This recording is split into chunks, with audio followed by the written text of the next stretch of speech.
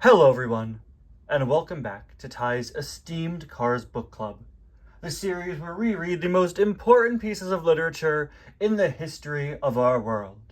Last time we read what's considered by many scholars to be the most important piece of literature in human history, the Jar Jar Binks comic book series. And today, we are going to be reading what many consider to be the second most important piece of literature and history, Meet the Cars. Yes, where would we as a society be without the backstories of our favorite beloved Cars characters? Okay, I'm done. Joke over. I just needed to show the Jar Jar Binks comic. Hello, everybody, and welcome back to Ty's Cars Book Club, the series where we take a look at Cars books, new and old.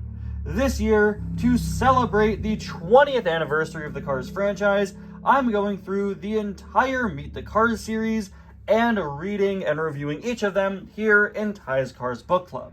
For those of you who don't know, Meet the Cars is a series of Cars books that first started back in 2008, acting as a guide to the characters of the first Cars movie. Oops, sorry, I just hit the camera. This book is bigger than the ones we usually take a look at. Each page features some fun descriptions for a few characters, sometimes just recapping their personalities, but other times giving brand new information that we didn't know about them before. 2 more editions of Meet the Cars would later release, one themed to Cars 2 and one for Cars 3, as well as a Planes edition. And all of these books helped expand the Cars universe and showcase all of its fun, different background characters. As a big Star Wars fan, I have always loved background characters and learning about them, and it's so cool to see something sort of similar done in the Cars universe. Last time, we started the book by reading through the first few chapters with Team Rusty's here, and then we started the Radiator Springs and Ornament Valley section and just made our way through all of the Radiator Springs characters. We ended at the top of page 17 with the description for the tractor, and today we are going to be continuing by looking at a lot of the film's Radiator Springs background characters before breaking into some piston cup racers. Yeah, we read about 15 pages last time, so we're going to be doing another 15 this time. I am super excited. I read these Meet the Cars books all the time as a kid, and it was so fun to go back through this book for the first time in years and read it with you guys when I started doing this a few months back. It was also really fun to just go through the comments and see you guys reminiscing on the Meet the Cars books. Reading these descriptions, you know, they all really sort of come back to me. So yeah, I'm very excited. Last time we mainly looked at the main characters, but this time I'm excited to dive into some of the more obscure background characters. With the main characters, of course, you're just sort of having a recap of who they are in the movie, maybe sometimes new information, but as we get into characters like our first car today, Dustin Mellows, we're going to be learning some brand new things, or perhaps if you've read this before, you're going to be remembering some things about these characters. So yeah, after the Radiator Springs residents, we have the cars that appear in the flashbacks, or at least, you know, a few of the prominent ones. You'll notice that the cars in Meet the Cars are pretty much the same lineup as the cars in the Car Finder game, and they're also pretty much the same as the cars that were getting die-cast around this time. These were sort of the key Cars background characters that they picked to have names and backstories in the sort of post-Cars, pre-Cars 2 era. I do kind of wish that they would have like a different chapter label saying that these are the flashback cars, instead of just having them after the Radiator Springs residents, but you know, they did put them after Bessie and Frank and the tractor, so there is a little bit of a dividing line there. I'm sorry if the background noise here is louder than usual. Despite being March in New Jersey, it is like 75 degrees out today, so I have a window open, so if you hear some noise, I do apologize. Anyway, up first we have Dustin Mellows. Dustin here is honestly one of my all-time favorite Cars background characters. I love him so much. I love his diecast. I love his design. And his description here says, Dustin Mellows was a delivery truck for trophy spark plugs in the 1950s. So they do, at the very least, establish that this is a character from, you know, the 50s. So you could put together, oh, he's from the flashback. I also really like that they explain the logo on his side and say it's for trophy spark plugs. Because for those of you who don't know, the TS logo on Dustin is actually a reference to Toy Story. Then there's another truck, Miles Meat Truck Malone, insane name, should be like a wrestler. or a serial killer. And he has an FN logo, which stands for Finding Nemo. And of course, a lot of the other sort of truck stop haulers and stuff have these Pixar reference names on their backs. So pretty cool to see a canon name for the company. The mild-mannered van had a monthly route that took him through Radiator Springs. On one of his regular stops in town, Dustin had a near head-on collision with one of the locals. It all worked out, though. The two cars fell in love and moved to the nearby suburb of Cooperville, where they're now enjoying a relaxing retirement together. I remember that so vividly now that I read it again. That, yeah, Dustin fell in love with another car that he met. He's labeled as an Emery Craft delivery truck, of course, a fictional vehicle type. For those of you who don't know, that is named after Emeryville, the location of Pixar. But yeah, I love that backstory, and I really appreciate that Dustin's bio here explains what he's up to now, what happened to him, after we see him in the flashback. It's really cool to have that. And I don't remember many characters having a sort of breakdown of what happened to them, like what they're up to these days. So it is pretty cool. I really wish that I had done that with Dustin in Cars Adventures. And you might be saying, oh, why don't you do that with Dustin when Cars Adventures comes back? Feature him with his partner there in Cooperville. And funny story with Dustin in Cars Adventures, in a very early episode, I established that he was a delivery service rival to Mac and made Dustin kind of an antagonistic character, which has bothered me for years. Because like I said, I love Dustin Mellows. I just really needed a delivery character for that episode, and that was the only one I had. So I made him kind of an antagonist, and I really regret that because it's kind of locked me off from using him again, even though I really like him. Anyway, up next we have easily the strangest car in the book. This is the alarm clock. This is not a living character, and the book doesn't really explain that. I remember being confused by this as a kid. Why on earth is it here? Why does the little toy alarm clock that Sally has get its own section in the book? Guys, I'm going to say it right now. DJ Boost, Wingo, and Snotrod, some of the most popular characters in the entire Cars series.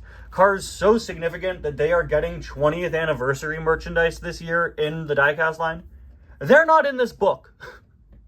They were added in the Cars 2 edition, which we'll take a look at in a couple of weeks or months when we get around to it.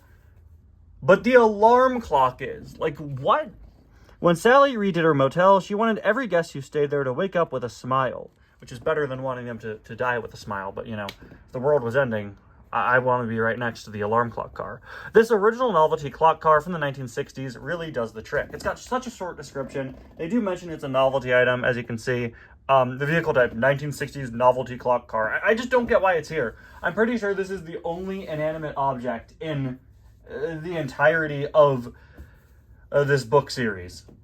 Why did they include this? I don't get it. But at the very least, how weird it is does make it stand out, and I'm pretty sure it may very well be the only item in the Cars 1 edition of Meet the Cars to not have a diecast.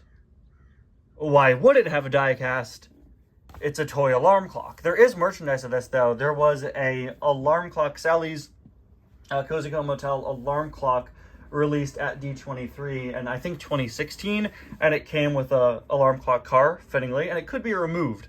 So there is merchandise of the character, but there's no diecast. And again, I'm pretty sure everyone else in this book has a diecast at this point. Don't quote me on that. I know some characters from Cars 2 and 3's editions are missing diecasts. But yeah. Up next, we have Timothy Timezone. Speaking of Cars Adventures, I used this guy's last name to my advantage and had him be a time traveler in one episode. Very early episode, but I think it's a joke that still holds up. Hot on the trail of suspected bank robbers. I don't remember this. He's a bounty hunter? Now I vaguely remember this. What? I always wondered why that was his name. This guy's a bounty hunter? Hot on the trail of suspected bank robbers, bounty hunter Timothy Timezone found himself in the sleepy town of Radiator Springs, where he interviewed the locals at Flo's for hours. Ultimately, it was a tip from Luigi that led him to an abandoned silver mine on the outskirts of Carburetor County. There, he single-handedly apprehended the notorious Gasket Gang. It seems the Gasket Gang burned through a lot of tires on their high-speed getaways. Vehicle type, Emery Craft Zinger. Oh my gosh. I vaguely remember that.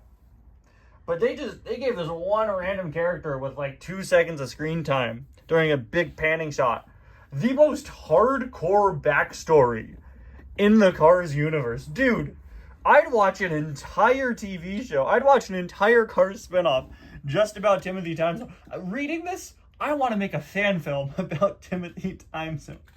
Could you imagine if the next major project on my channel was Timothy Timezone the movie? I guess currently I am working on Tractor the movie, so it's not that far-fetched, but like Tractor the movie is sort of ironic. It's like, wait, it's a movie about a tractor? You know, Timothy Timezone, I legitimately want to make an entire thing about this guy. I may just have to. All right. Can you see Mater with Sign? He's off to the side here. Sign is kind of in the way. All right, up next we have Greta. Always one of my favorite background characters. This is one that I had the diecast of as a kid, so she always stood out to me. Greta has decided to get a full body makeover and a hot new flame job at Ramon's House of Body Art. So yeah, we play around with tenses. Like I said last time, sometimes I kind of treat it like you're reading the description before the character appears. Sometimes general description. It is interesting. Tonight, she's going to see the renowned body shop quartet, the Rumbles. I love that. This is the 4th description we've read today. The 3rd one for a background character. And then, of course, there was one for a clock toy. And we already have 2 new groups of characters established. The Gasket Gang and the Rumbles. Like, I really, really love the creativity and the world building in these books. Really, reading the main characters are the most boring sections of Meet the Cars. Getting to hear what's up with all these background characters is really, really fun. The baritone chat is an old traffic school teacher who she hasn't seen in years, so she has to look her best. Greta is a Brutchman Salmon Super Sport. Up next, we have Mildred Bylane. This is really one of the quintessential, memorable Cars background character backstories. Mildred in the movie, we see, I think, is she coming out of Luigi's yet? Because she's kind of showing off her tires there. This is one that, to once again bring up Cars Adventures, I did fully implement into this series. Although I believe I had Mildred Bylane have died of old age, since I did a storyline with her a few years before I got her, and I introduced Jonas Rivera, the background character that reuses her model as a relative. And Jonas, if you've ever watched Cars Adventures and wondered why everyone is so friendly with Jonas, because he does appear a lot, it ties back into that older story. Anyway, Mildred Bylane has easily one of the most memorable backstories, in my opinion. Mildred Bylane first passed through Radiator Springs in the 1940s as part of a publicity tour. When she accidentally swerved into a bed of flowers, she found herself rescued by none other than the town's shyest resident, Red. When Mildred's job called her overseas, she left Red a single flower to remember her by. To this day, he keeps her memory alive by caring for the descendants of that very flower. I love that so much. And to go back on how much I love the writing of these descriptions, the last 3 descriptions we read, Timothy, Greta, and Mildred, have completely different tones, completely different writing styles. They're completely different characters. This one is so sweet and sentimental. The concept of Red caring for the flowers that grew from, the seeds of that original flower has always stuck with me as something that's just so sweet. Vehicle type, 1944 Hollismobile Driftwood. Driftwood! There we go. Valerie V8, another character with a notable backstory. Another one that I've seen incorporated into a lot of fan work. Another one that, funnily enough, I worked into Cars Adventures. Now, this page features 2 characters with Valerie and Nick who are in the present day. And then on the right side of the page, we get 2 more background characters from the flashback. So, kind of weird. Again, there's not differentiation. Valerie V8 was a traffic analyst on her way to Portland to start a new job when she veered off at the Radiator Springs exit to find a place to fill up. Valerie was immediately charmed by the small town. She offered her services to the city council. Today, she's the head of the City Expansion Committee. She gives advice on how to preserve Radiator Springs' unique historical character. She is a 2002 Costwell Senator. So again, if you've seen Cars Adventures, Lap 3, Season 1, you'll know the plot line is Valerie V8 tries to run for mayor, and that's why. Although I certainly didn't keep the preserve Radiator Springs as historical character. She wanted to, like, tear down Flo's and turn it into an Arby's. That's not a joke I made in the series, but I know I said a similar one. Nick's secret passion. Sorry, next we have Nick Stickers. Again, another very memorable character. All of these are memorable characters, and part of why they're so memorable is because they were featured here. And also because they got die casts and other stuff. Again, they're really the background characters that are highlighted to you if you're a Cars fan. And the funny thing with Nick Stickers is that he's one of like 3 or 4 cars that are covered in stickers in the movie. If you watch that scene, you're probably just going to think, oh, Nick Stickers is there. No, there are several. There are multiple in that scene in the credits, all behind Fred getting his bumper stickers. So they just chose Nick Stickers, and the rest of those characters have remained unnamed to this day. Of course, the Nick Stickers, I think, is there a Nick Stickers counterpart? No, there's an Edwin Cranks counterpart in the background of the modern Radiator Springs in the credit scene. I'll talk about that in a minute. Hold on. Nick's secret passion has always been bumper stickers. Fearing the looks he might get from his friends and coworkers, Nick never actually wore any stickers. He just bought them and hid them in his trunk. Then one day he stumbled upon Lizzie's memorabilia shop. Her bumper stickers were so hilarious that Nick decided it was time to let it all hang out. I don't like reading that.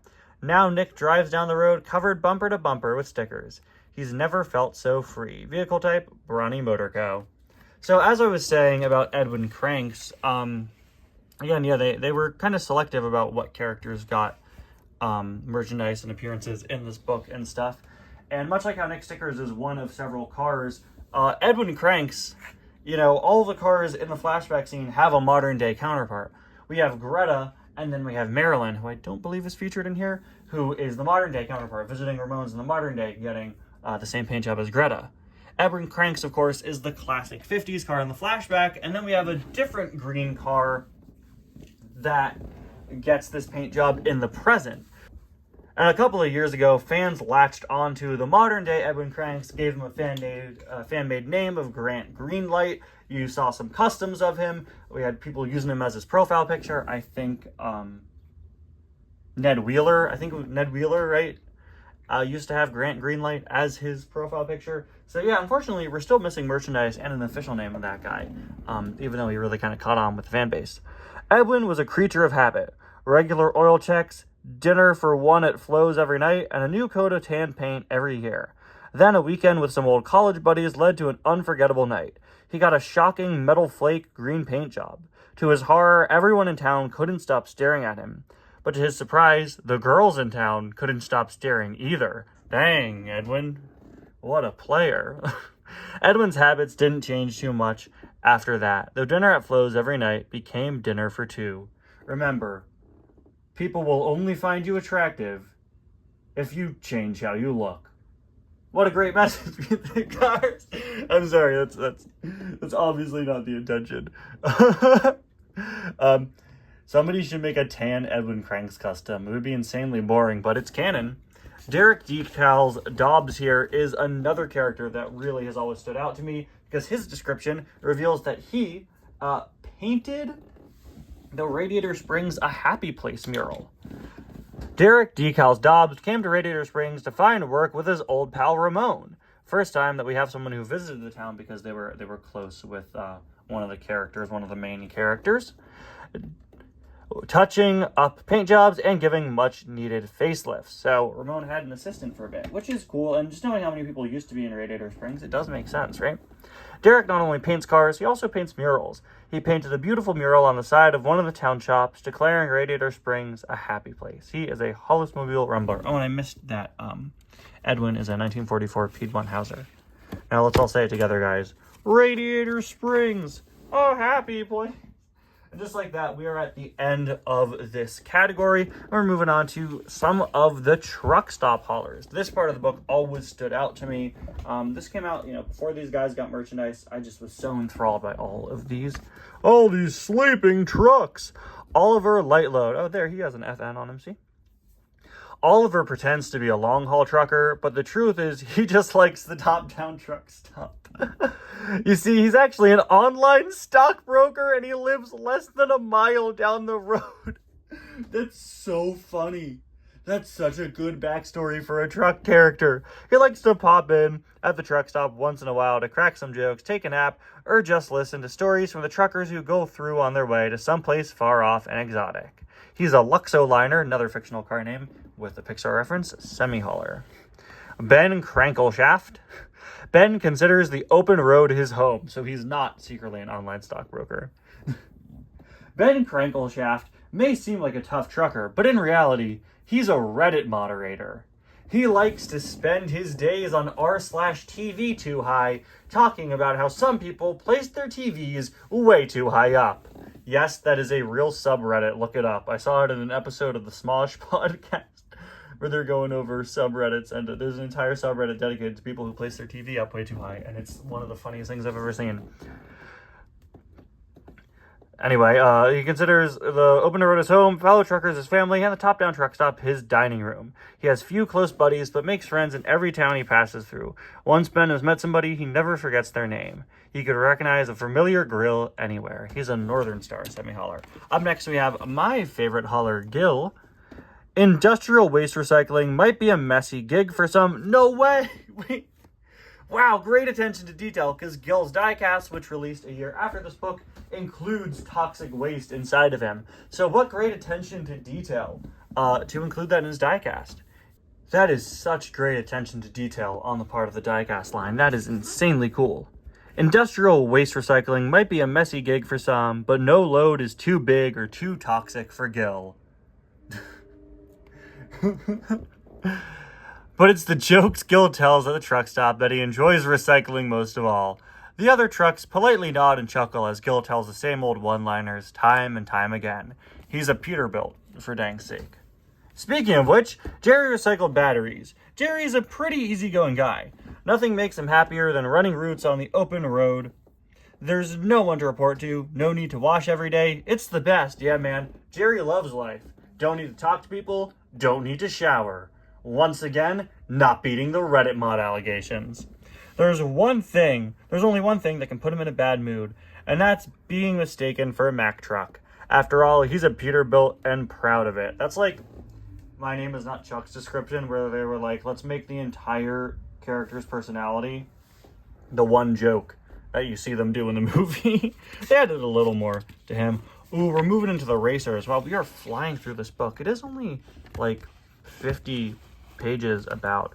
So yeah, race day. Racers, staff, the press, and fans. So yeah, here we go. We are starting our journey into Piston Cup Racers, and I guess that's where we're going to stay for the rest of the episode as we go through a couple more pages. Of course, the Radiator Springs visitor section would be greatly expanded on in the second Meet the Cars book that released with Cars 2. Now, unfortunately, this book doesn't feature all of the Piston Cup racers, something I surprisingly didn't realize for a very long time.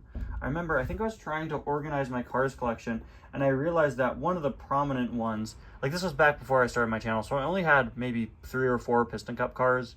And I remember being like, wait a minute, Nitrowade isn't in this book.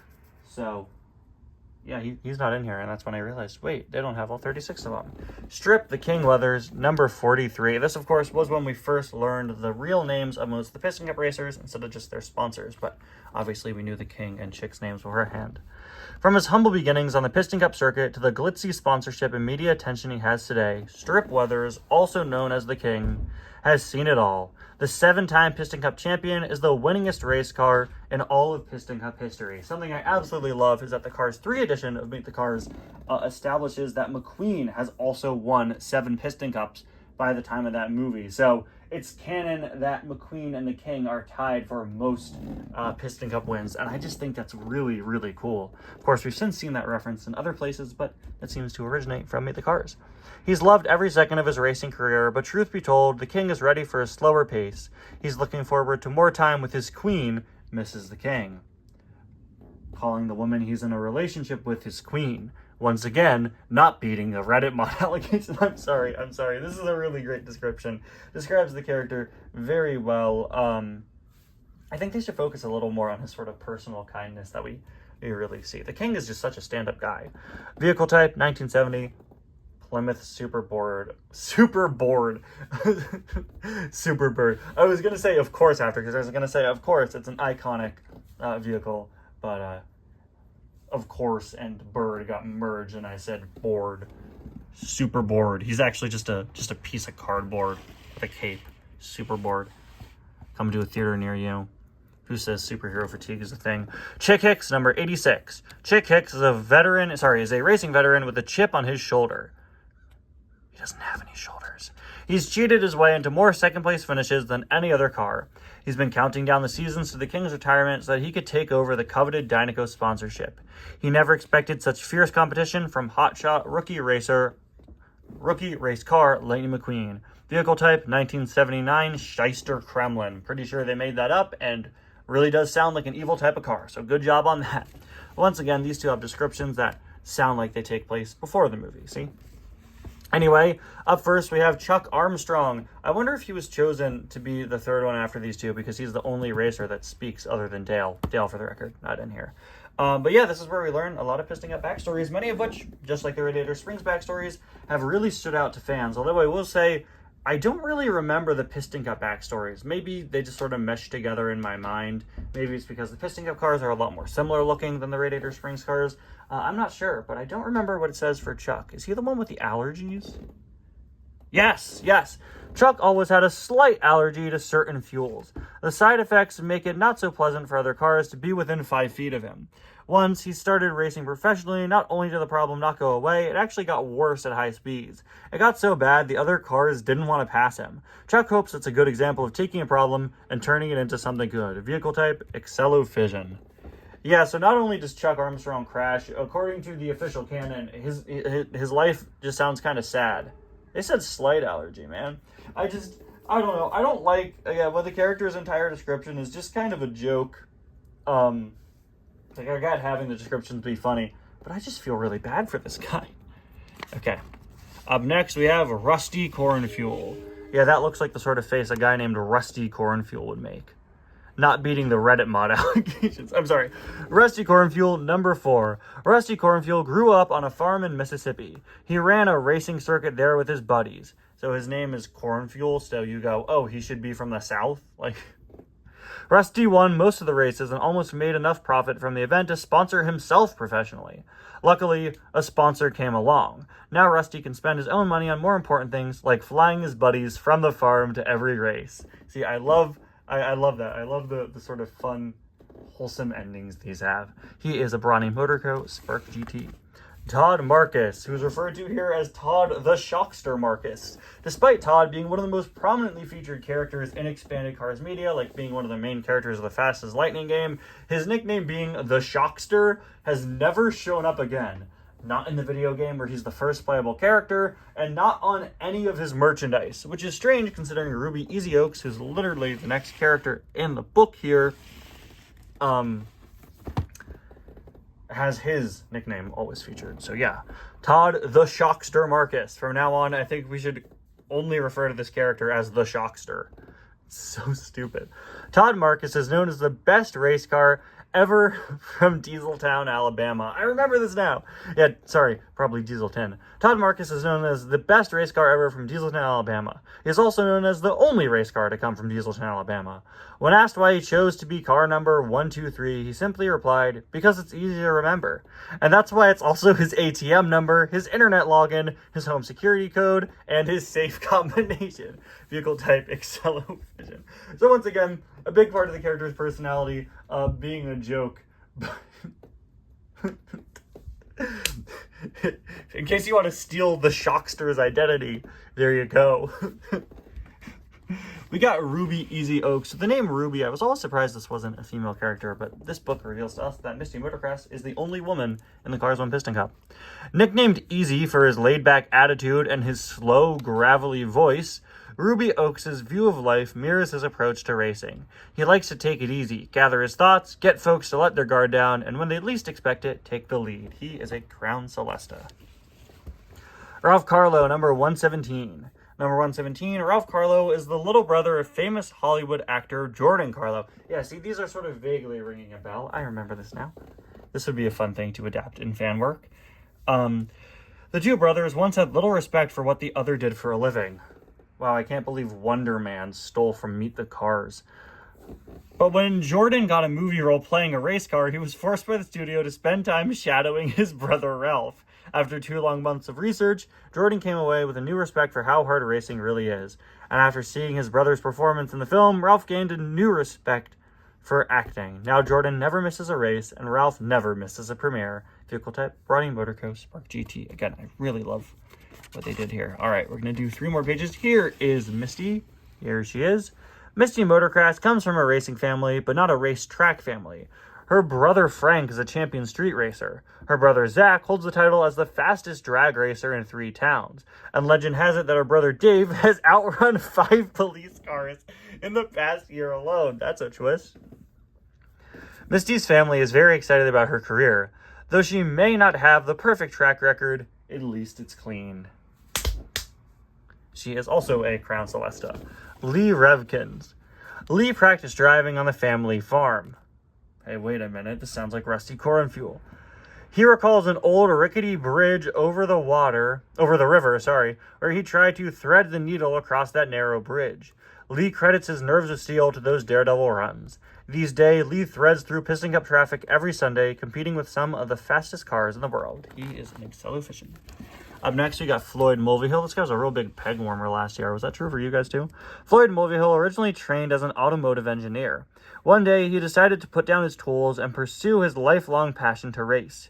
He competed in the Junior Piston Cup Series with the likes of Sage Vanderspin and graduated to the Piston Cup in 2005. That's really cool. The Junior Piston Cup is something that you'll see referenced in a lot of fan work. It's cool to see that established. I like that it also mentions the year, so he's also a new racer, and it also establishes that he and Sage Vanderspin entered at the same time. Obviously, they just picked a random car to go alongside him, but I think that's pretty cool. He's affectionately known as Smokey Floyd because he enjoys laying long patches of burning rubber in front of adoring fans. Me when I lay a long patch of burning rubber in front of adoring fans, am I right, guys? I don't like that. Vehicle type, Stodgy Salver EX. So despite the fact that in the diecast line, these characters are different molds, we do have several sort of different car types in the movie, which, you will hear some people talk about. Murray Clutchburn, the man with the incredible plastic surgery before Cars 3. Murray Clutchburn's first taste of competition was as a member of the 1984 gold-winning Auto Games Test Track Relay Team. You might recognize him from specially marked boxes of wheelie shredded brakes. After the Auto Games, he went straight into mainstream professional racing. Now he has a flourishing career in the Piston Cup Series. He is also a Stodgy Salver EX. So, yeah, Murray is one of the racers that returned for Cars 3, which doesn't really make sense. Ralph Carlo came back, Todd Marcus came back, and those guys look close enough to their designs. But Murray went from having this body shape to having, the same one as Cal Weathers, which doesn't make sense. And also, considering he started racing in 1984, it is kind of questionable. There would be a 33-year gap between that and the events of Cars 3. So people do question the choice of Murray. Obviously, they just picked a random name of a Cars 1 character to be a returning character. Just a time where they probably should have put a little more thought into that. Anyway, oh yeah. Yes, here we are. The greatest backstory in the history of the Cars franchise. This is going to be our final page for today. Actually, these are 2 of my favorite descriptions in the entire book, okay? We have Johnny Blamer. You guys know the drill with this guy. Johnny Blamer is simply one of those cars other racers love to crash into. He's been involved in more collisions than any other car in Piston Cup history, earning him the nickname Magnet Face. He's also known as the hardest working car on the circuit, though he hasn't finished a race in the 10 years he's been competing. He holds the record at 545 starts and 0 finishes. He is a Capital Motors. A lot of people like to work Piston Cup backstories into their fan work. I, of course, have made jokes about Magnet Face every chance I got. I think this is amazing and hilarious, and Magnet Name is an incredible name. Although, did I just say Magnet Name? Is an incredible name. Magnet Face is an incredible name. Although I will say, like I said, I'm not the biggest fan of a lot of these characters. Just having sort of these negative joke backstories, this one has always been really, really funny to me, and I just kind of feel bad for the guy, too. So Kevin Racing Tire has another one of my favorite descriptions here. He, of course, races for Shifty Drug And they decided to make him a little shifty as well. Here's what we've got. With little natural why do I keep messing up? With little natural athletic ability, knowledge of racing's rich history, or understanding of its complex rules, it's a wonder Kevin Racing Tire has been able to last in the Piston Cup circuit for as long as he has. He says his success is because of his family, particularly his father-in-law, who's the owner of the large pharmaceutical company that just so happens to sponsor the team for which he races. I could have sworn the description ended with, like, that sounds shifty, doesn't it? Was that added in a later edition? Did I make that up? Did I imagine that? I don't know. He's a Capital Motors, but I love his backstory as a guy who has no clue about what racing is. He's just there because he has a rich relative. He's a Nepo baby. And there you have it, guys. This has been more of Meet the Cars. I absolutely love reading through this book, and this time it was so fun going through all of the different background characters. Next time, I believe we'll be wrapping it up. But next time on Cars Book Club, we have a special guest for Guest Host Week. So yeah, thank you all so much for watching, and we'll see you guys next time. Bye now.